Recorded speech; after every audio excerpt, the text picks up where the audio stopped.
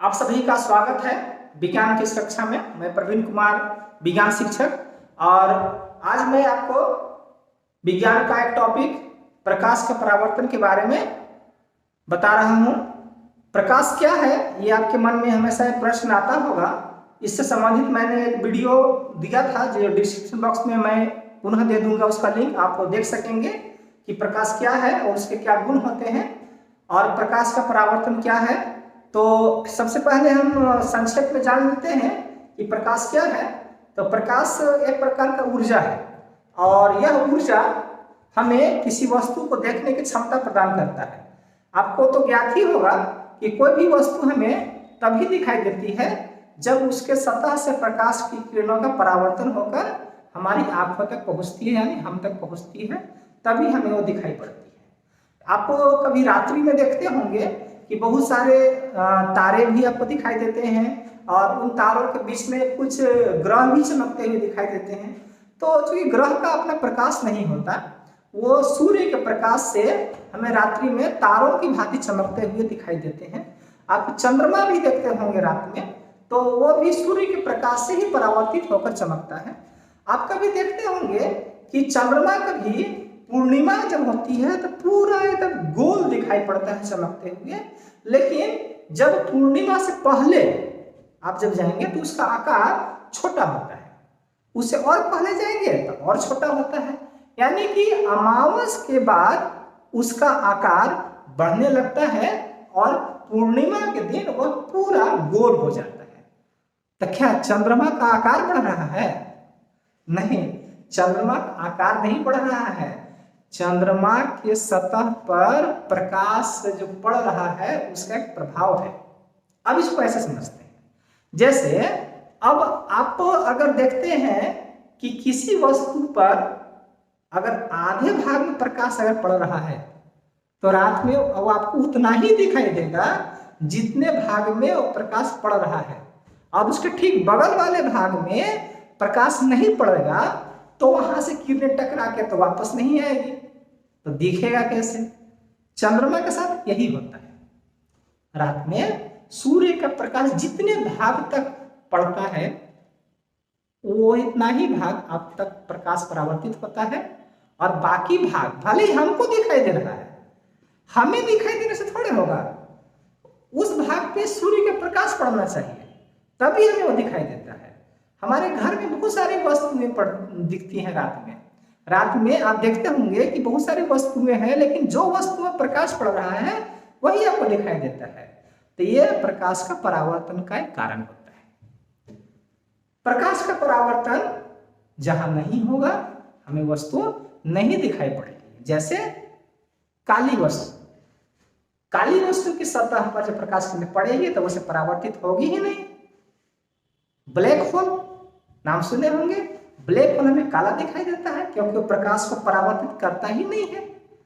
तो इस प्रकार से प्रकाश एक ऊर्जा है जो हमें किसी वस्तु को देखने की क्षमता प्रदान करता है। तो आइए और देखते हैं कि प्रकाश के अंदर क्या क्या गुण होता है। तो प्रकाश का अंदर पहला गुण हुआ ऊर्जा का। इसका दूसरा गुण होता है कि प्रकाश एक तरंग है। प्रकाश एक तरंग है और सबसे पहले एक अमेरिकी वैज्ञानिक क्रिश्चियन हाइगन्स ने यह सिद्धांत दिया था कि प्रकाश एक तरंग है, लेकिन उन्होंने बताया था कि प्रकाश अनुदैर्घ्य तरंग है। हालांकि बाद में उनकी यह मान्यता जो है वो खत्म हो गई। प्रकाश एक अनुप्रस्थ तरंग है जो आज हम लोग पढ़ते हैं, और प्रकाश अनुदैर्घ्य तरंग है। इसके पीछे हाइगन्स ने यह तर्क दिया था कि सूर्य और पृथ्वी के बीच बहुत सारे काल्पनिक माध्यम ईथर हैं जिनकी सहायता से अनुदैर्घ्य तरंगे वो पृथ्वी तक आती है। ऐसा मानने के पीछे उनका यह तर्क था कि अनुदैर्घ्य तरंगे बिना माध्यम के नहीं चलती, तो प्रकाश तो बिना माध्यम के निर्वात में भी चलता है। अब वह प्रकाश पृथ्वी तक कैसे पहुंचा, माध्यम क्या बना? तब हाइगन्स ने वो काल्पनिक माध्यम ईथर का नाम बताया। बाद में वो काल्पनिक माध्यम ईथर का अस्तित्व नहीं मिला, जो बात यह मान्यता खत्म हो गई कि प्रकाश एक अनुदैर्घ्य तरंग है। उसके बाद प्रकाशीय घटना खोज हुई, ध्रुवण, पोलराइजेशन ऑफ लाइट। उससे यह साबित हो पाया कि प्रकाश एक अनुप्रस्थ तरंग है। लेकिन इससे अब यह नहीं साबित हो पाया था कि प्रकाश निर्वात में चलता कैसे है। क्या तरंग होने से वो क्यों निर्वात में नहीं चल सकता? बहुत सारी तरंगें होती हैं, अनुप्रस्थ तरंग और अनुदैर्घ्य तरंग, लेकिन निर्वात में, अंतरिक्ष में प्रकाश चलता कैसे है? तो इसको हम लोग जानते हैं कि प्रकाश को निर्वात में चलने के लिए उसको विद्युत चुंबकीय तरंग माना गया। तो यह विद्युत चुंबकीय तरंग क्या है? तो प्रकाश को हम लोग विद्युत चुंबकीय तरंग भी माना गया।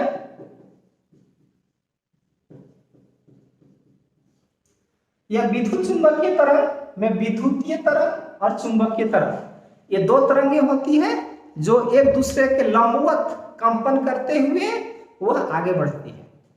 तो इस प्रकार से वह विद्युत चुंबकीय तरंग है जो निर्वात में चलता है। लेकिन इसी बीच एक और घटना आई, प्रकाशीय विद्युत प्रभाव। ये प्रकाशीय विद्युत प्रभाव में क्या होता है कि प्रकाश किरणें जब किसी धातु की सतह पर पड़ती है तो वह धातु से कुछ इलेक्ट्रॉन को बाहर निकाल देता है। तो अब जैसे ही धातु से इलेक्ट्रॉन अगर बाहर निकल जाएगा तो वह धातु में आवेश उत्पन्न हो जाएगा। अब यह तरंग से यह प्रमाणित नहीं हो पाया। तब अल्बर्ट आइंस्टीन ने एक नया सिद्धांत दिया जिसे क्वांटम सिद्धांत कहते हैं, और इस क्वांटम सिद्धांत में कहा गया कि प्रकाश एक कण है। प्रकाश एक कण है जिसको उन्होंने एक नाम दिया फोटॉन। तो प्रकाश एक कण है, उसका नाम है फोटॉन, और फोटॉन में ऊर्जा है जो किसी धातु के सतह से इलेक्ट्रॉन को बाहर करती है।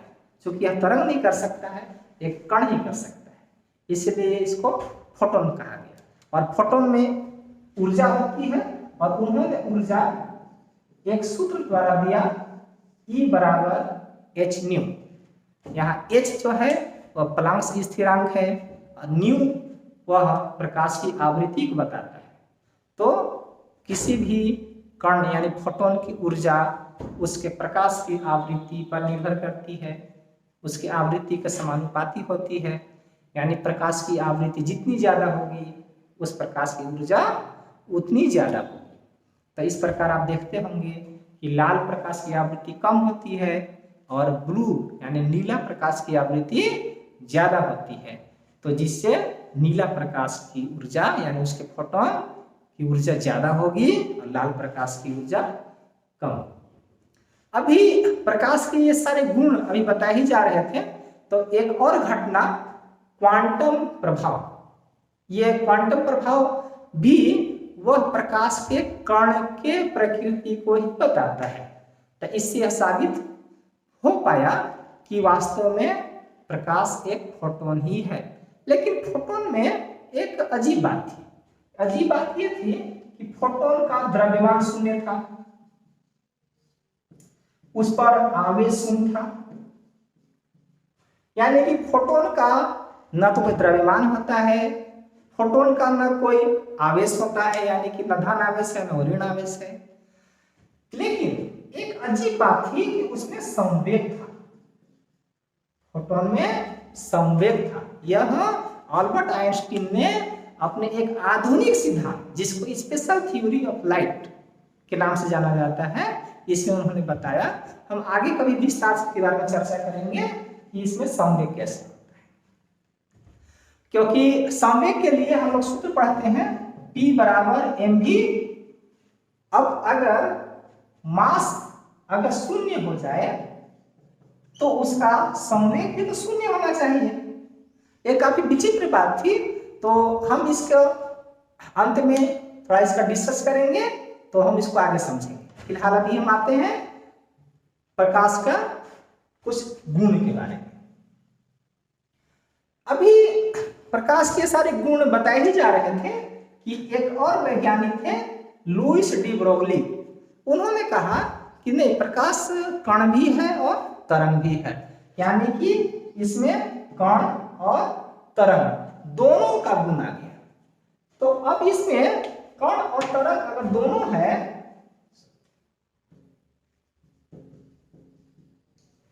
तो अब कण और तरंग अगर इसमें दोनों है तो यह चलता कैसे है?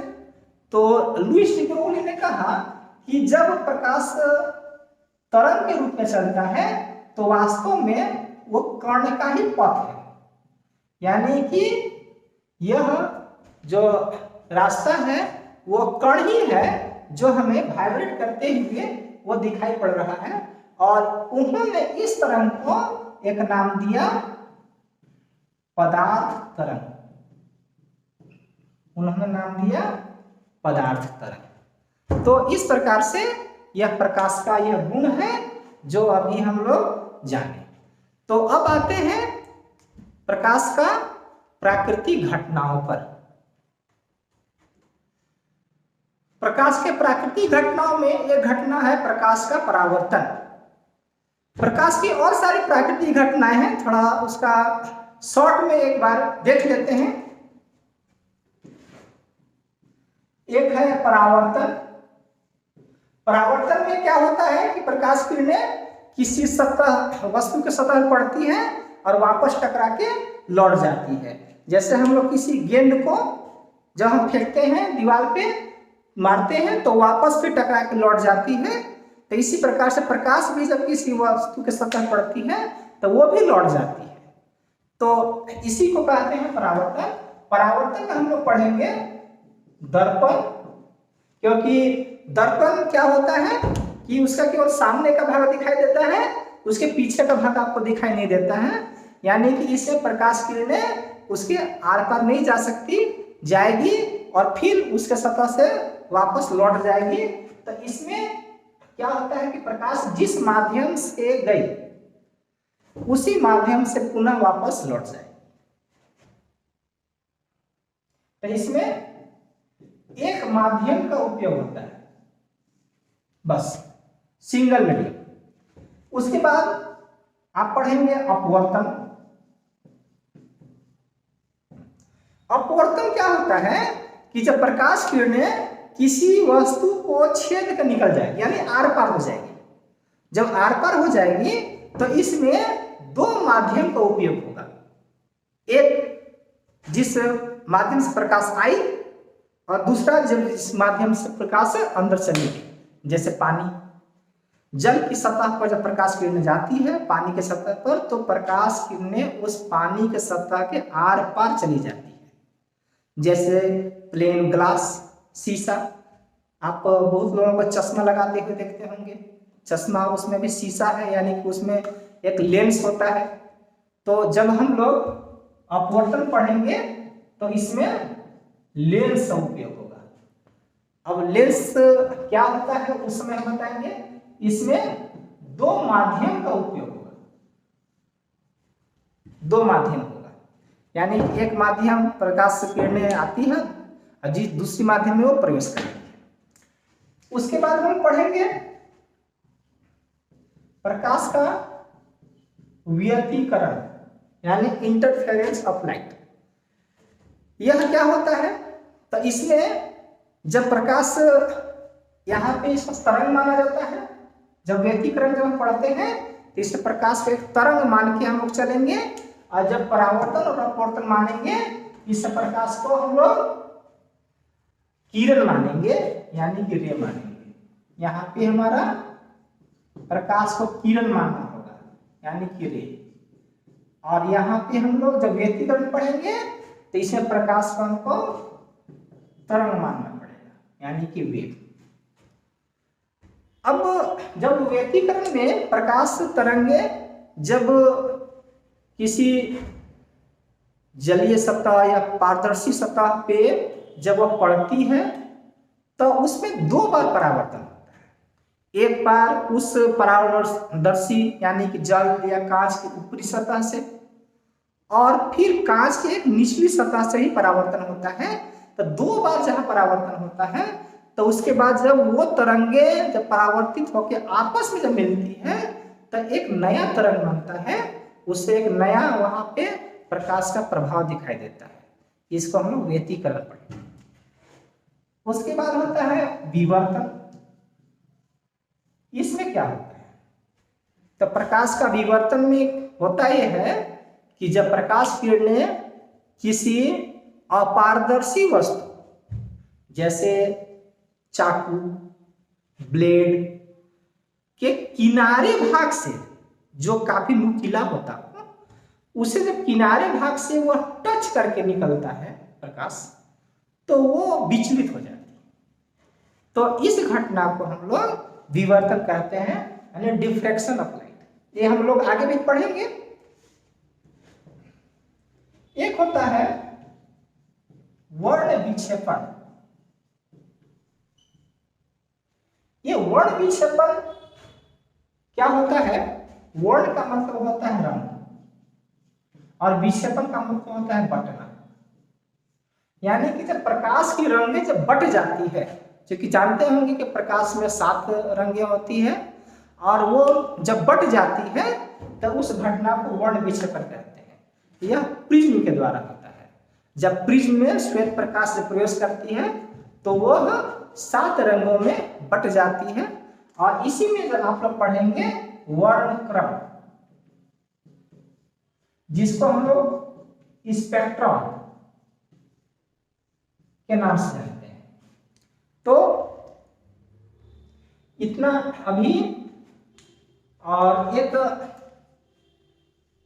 और है प्रकाशीय घटना वर्ण विक्षेपण के बाद।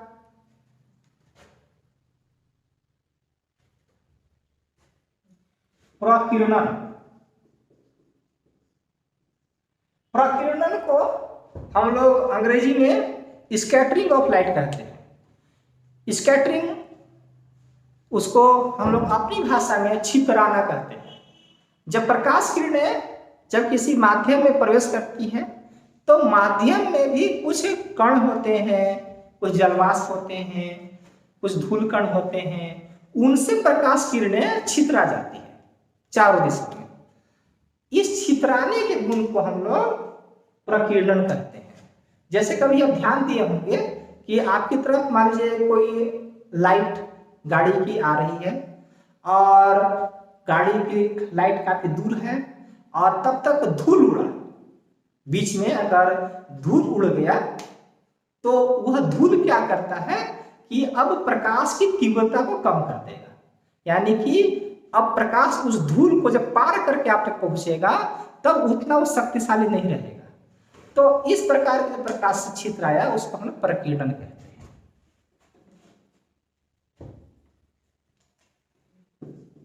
और एक प्रकाश की घटना है ध्रुवण,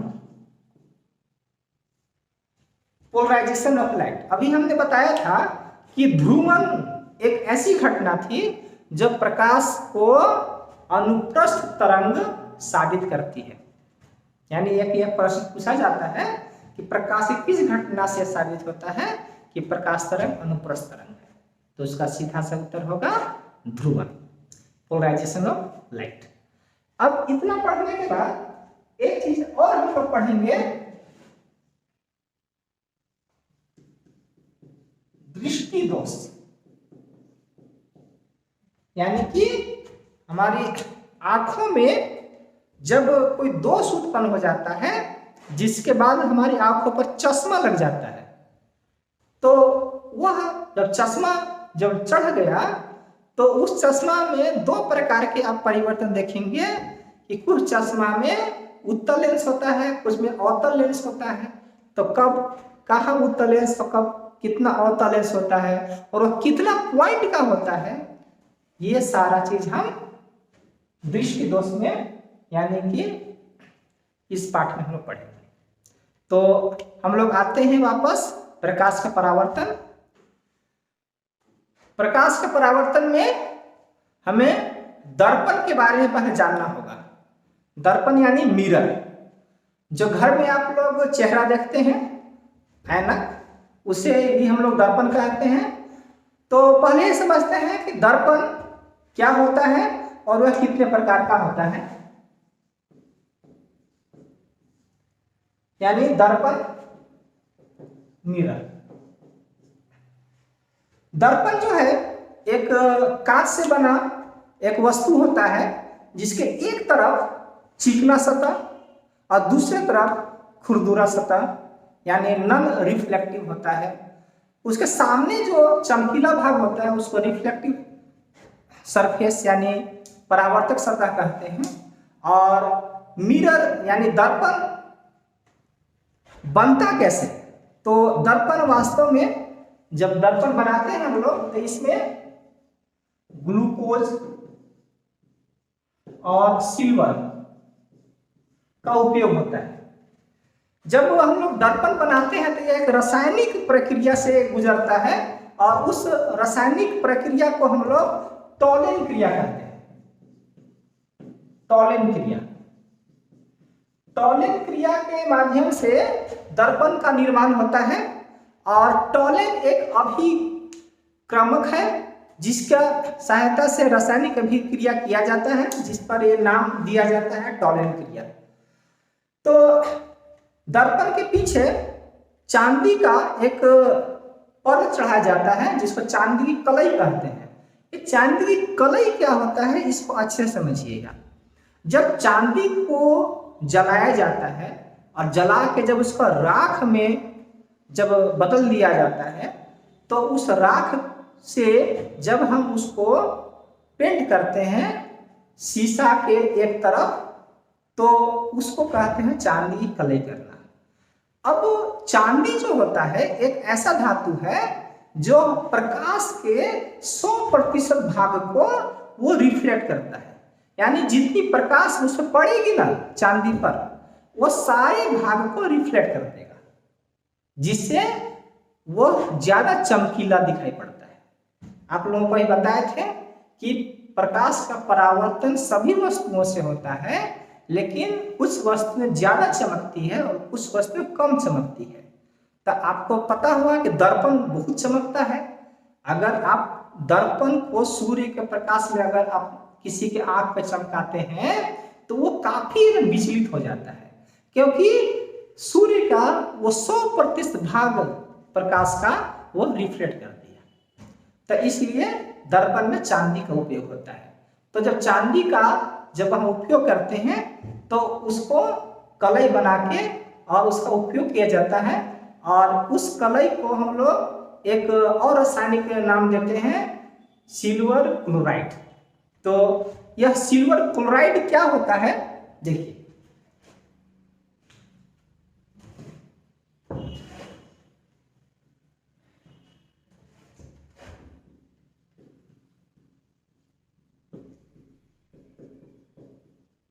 एक होता है सिल्वर क्लोराइड, एक होता है सिल्वर ब्रोमाइड।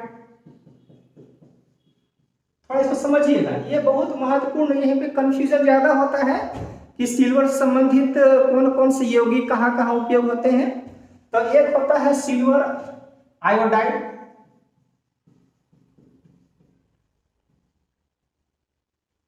और एक होता है सिल्वर नाइट्रेट, और एक होता है सिल्वर सल्फाइड।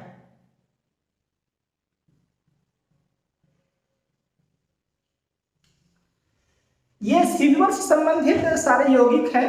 तो हम लोग दर्पण बनाने में सिल्वर क्लोराइड का उपयोग करते हैं और यह चमकीला यौगिक होता है जो चांदी कलई का रूप होता है। जब हम इसको कांच के दूसरी तरफ जब इसको पेंट कर देते हैं तो इसको सुरक्षित बचाए रखने के लिए आप देखते होंगे कि दर्पण के पीछे एक लाल रंग का पेंट होता है। यह लाल रंग का पेंट वास्तव में धातु का पेंट है जिसको हम लोग रेड ऑक्साइड यानी आयरन ऑक्साइड कहते हैं। वो आयरन ऑक्साइड Fe2O3, इसको हम लोग रेड ऑक्साइड के नाम से जानते हैं।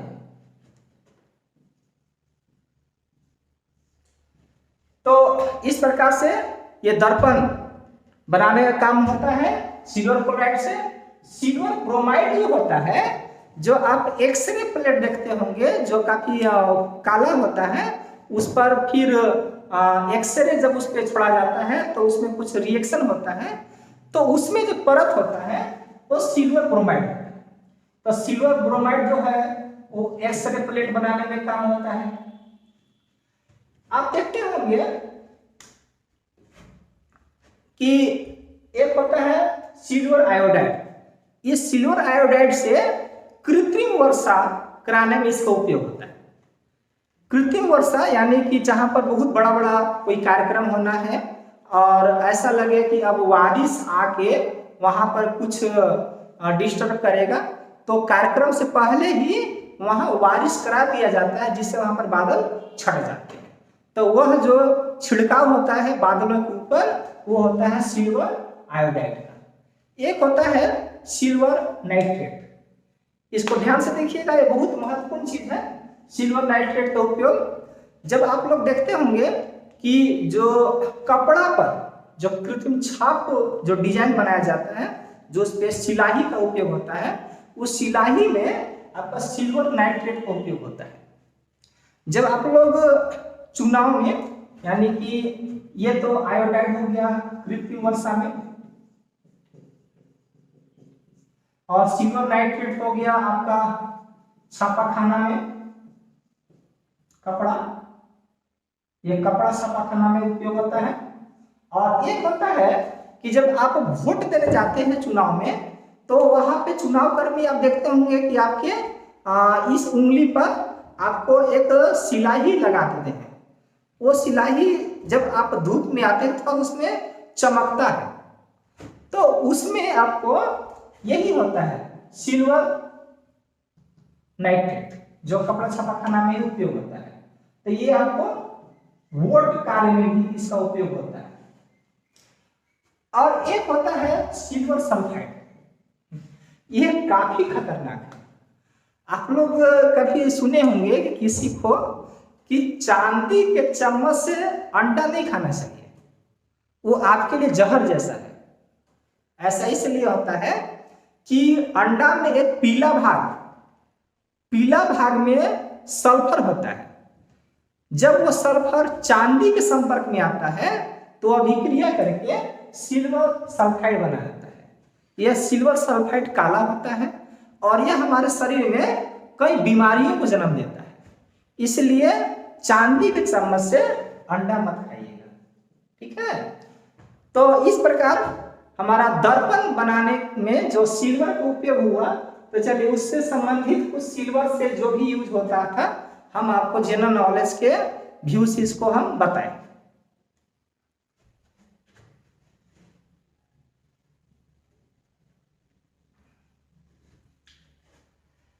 अब होता है कि दर्पण क्या है।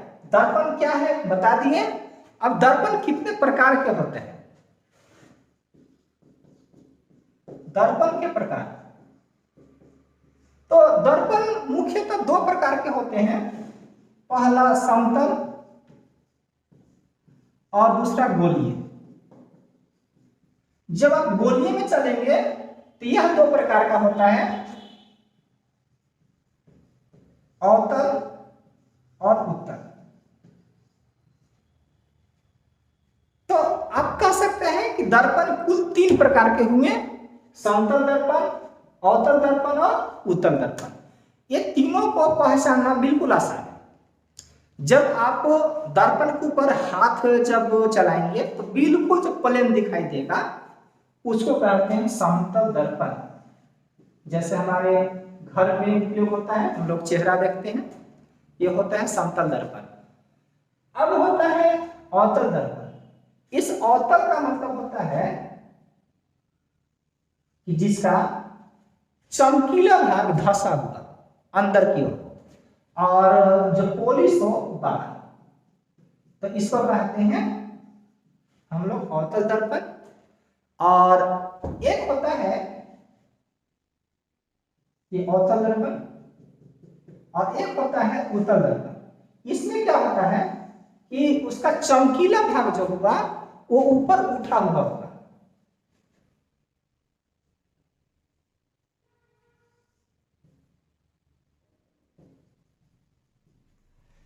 अब ये तीनों दर्पण का उपयोग अलग अलग है। ये हमारे घर में उपयोग होता है। ये आप लोगों को सौर कुकर में आप देखते होंगे, और एक टॉर्च में के पीछे जो कटोरी होता है जिसको रिफ्लेक्टर कहते हैं, आप बड़े बड़े गाड़ियों में भी देखते होंगे कि जो बल्ब के पीछे जो चमकीला कटोरी गोलनुमा होता है उसमें यही अवतल दर्पण का उपयोग होता है। और एक अवतल दर्पण का उपयोग होता है जब ड्राइवर अपने पीछे, आप देखते होंगे सर बगल में, ड्राइवर के बगल में एक मिरर होता है जो पीछे देखने के लिए वो उपयोग में लाता है, तो वह दर्पण होता है अवतल दर्पण। एक प्रश्न भी आता है कि चालक यानी ड्राइवर अपने बगल में पीछे देखने के लिए यानी साइड मिरर के रूप में अवतल दर्पण का उपयोग क्यों करता है? तो अवतल दर्पण की एक खासियत होती है कि वस्तु कितनों दूरी पर हो, नजदीक हो दूर हो, हमेशा उसका प्रतिबिंब सीधा बनता है। अब आप लोग आगे पढ़ेंगे दर्पण कैसे, प्रतिबिंब कैसे बनता है, फिलहाल आप इसको इतना जान लीजिए।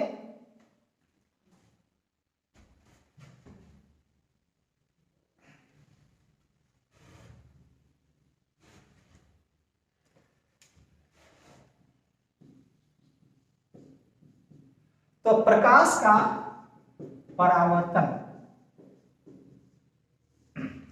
प्रकाश का परावर्तन में एक समतल दर्पण हम लेते हैं जिसका चमकीला भाग यानी परावर्तक सतह ऊपर होता है और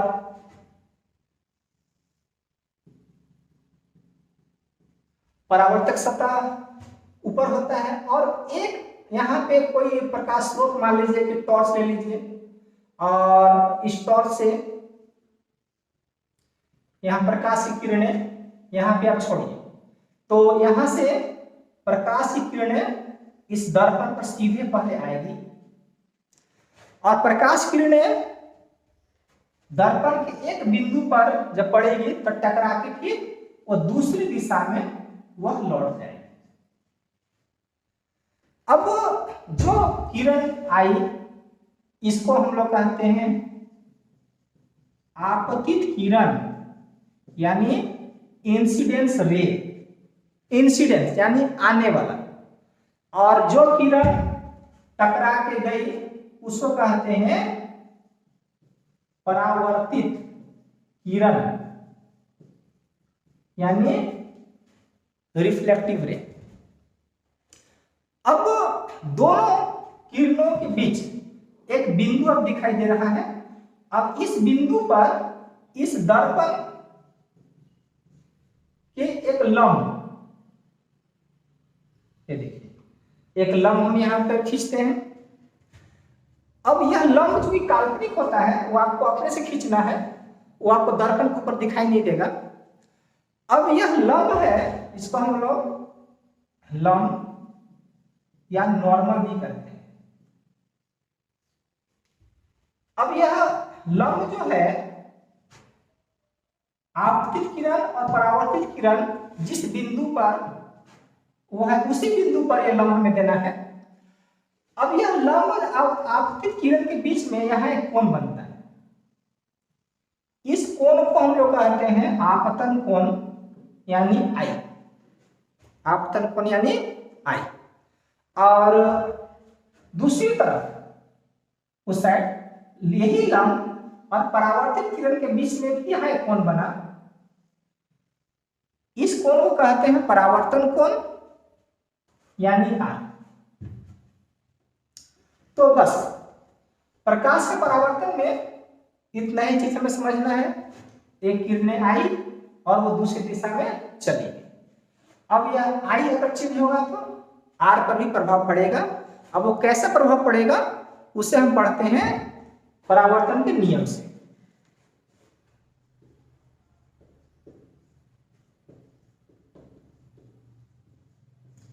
तो परावर्तन के दो नियम हैं।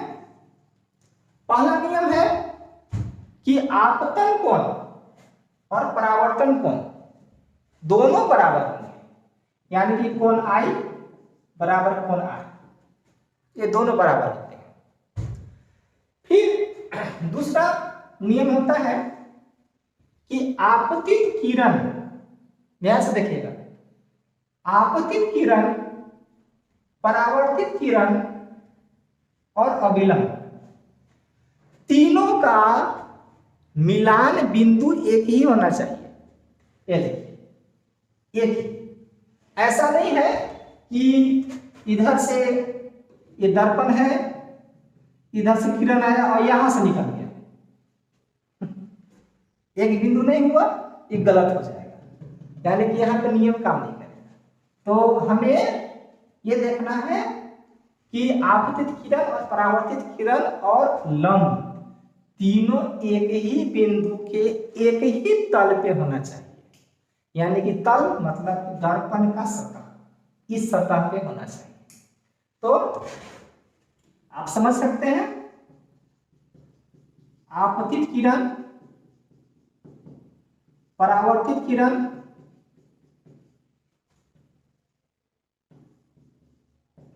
तथा अभिलंब एक बिंदु पर तथा एक तल में होना चाहिए, तथा एक तल में होना चाहिए। तो ये प्रकाश का परावर्तन है, ये परावर्तन के नियम है। और आप हमको देख रहे हैं, ये परावर्तन का प्रभाव है। अगर हमारे चेहरे पर अगर लाइट पड़ के इस कैमरे तक नहीं पहुंचेगी तो वह हमारा चेहरा आपको दिखाई नहीं पड़ेगी। अगर हम अपने चेहरा के सामने कोई वस्तु रख दें, जैसे ये देखिए, एक हम कोई वस्तु रख दें, मान लीजिए ये देखिए, एक वस्तु हम अपने सामने रख दिया, तो अब क्या हुआ, अब हमें मेरा चेहरा आपको नहीं दिख रहा है, अब यह कागज दिख रहा है, क्योंकि अब प्रकाश किरणें इस कागज से टकरा के कैमरा तक जा रही है। जब हम इसको हटा देंगे तो अब वो चेहरे से टकरा के किरणें जा रही है। ये परावर्तन का प्रभाव है। तो इस प्रकार से आप प्रकाश के गुण और प्रकाश का परावर्तन और प्रकाश की कुछ प्राकृतिक घटनाओं के बारे में आप जाने। अब आपका टेस्ट का समय है, यानी कि आपकी जांच परीक्षा का समय है। जांच परीक्षा आपको करना क्या होगा, इसके लिए कि आप इस YouTube वीडियो के कमेंट बॉक्स में जाएंगे और कमेंट बॉक्स में एक गूगल क्यूज का लिंक दिखाई देगा। जब उस गूगल क्यूज का लिंक को आप छुएंगे, टच करेंगे, तो एक आपके सामने गूगल क्यूज दिखाई देगा। उस क्यूज में बहुत सारे प्रश्न आपको होंगे। वह प्रश्न इस वीडियो से संबंधित होंगे जो अभी हमने आपको इतनी सारी जानकारियां दी। तो इस वीडियो को आप ध्यान से देखेंगे, सारी बातों को ध्यान से सुनेंगे, तो उसमें दिए गए प्रश्न आपको अच्छे से समझ में आ जाएंगे और वह प्रश्न आपके कॉम्पिटिटिव एग्जाम के लिए, बहुत सारी परीक्षाओं की तैयारियों के लिए बहुत उपयोगी है। तो आप उसको जरूर ध्यान देंगे। तो फिर हम लोग अगले वीडियो में मिलते हैं, तब तक के लिए धन्यवाद।